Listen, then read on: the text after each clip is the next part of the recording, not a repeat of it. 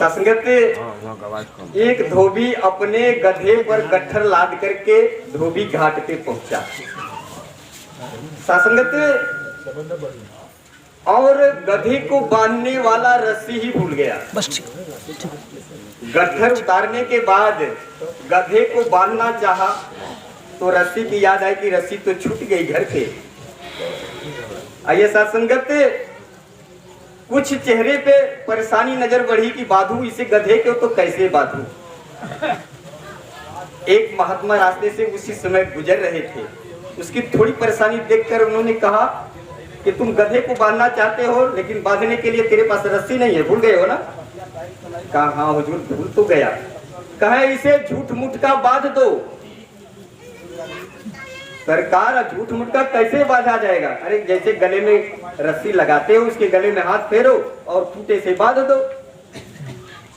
सत्संगत वह इंसान ने वैसा ही किया, गले में जो है कि हाथ फेरा और खूंटे से बांध दिया। गधा समझ गया कि मैं बच गया। सत्संगत सारा कपड़ा धोने के बाद कपड़ा भी उस पे लादा गया और कहा कि चल। सत्संगत वो तो गधा तो बधा है, समझ में है कि मैं बधा हूं, वो चल नहीं रहा है। अरे भाई क्या हो गया, तू चलना।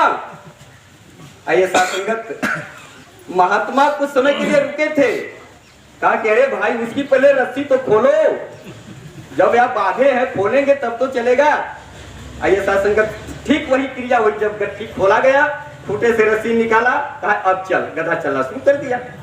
सत्संगत दास के कहने का यही तात्पर्य है कि आज इंसान इस संसार में झूठ मूठ का बधा हुआ है।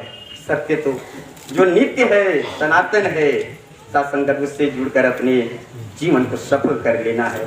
यही योनि है, मानव तन पाने का यही एक लक्ष्य है, मंजिल को प्राप्त कर लेना। सत्संगत प्यार से कहना।